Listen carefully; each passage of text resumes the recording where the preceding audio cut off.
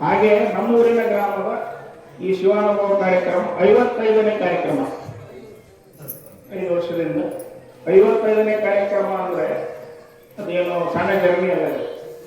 ಹಾಗಾಗಿ ನಾನೆಲ್ಲ ಮಾತೆಯಲ್ಲಿ ಗುರುವಿರಲ್ಲಿ ಕೇಳೋದು ಇಷ್ಟೇ. ಆ್ಯಕ್ಚುಲಿ ಏನಾಗುತ್ತೆ, ಒಂದು ಮನೆ ಬೆಳಿಬೇಕಂದ್ರೆ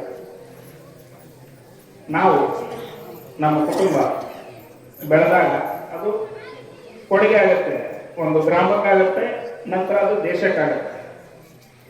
ಹಾಗಾಗಿ ಮೊದಲು ನಾವೇನಾಗುತ್ತೆ, ಶಿಕ್ಷಣ ಅನ್ನೋದು ಐತಲ್ಲ, ಅದು ದೊಡ್ಡ ವೆಪನ್. ಅದು ಇವತ್ತಿನ ಕಾಲದಲ್ಲಿ ಹಿಂದೆ ನಮ್ಮನ್ನೆಲ್ಲ ಸಮಾನತೆಯನ್ನು ಸಾರಿದಂಥ ಹಿಂದೆ ಅಂಬೇಡ್ಕರ್ ಸಾಹೇಬರು, ಯಾರು ಬಸವಣ್ಣವ್ರು ಸಾಹೇಬರು, ನಂತರ ಅಂಬೇಡ್ಕರ್ ಸಾಹೇಬರು ಏನು ಮಾಡಿದರು, ಸಮಾನತೆಯನ್ನು ಏನ್ ಮೂಲಕ ಸಾರಿದ್ರು, ಶಿಕ್ಷಣದ ಮೂಲಕನೇ ಸಾರಿದ್ರು.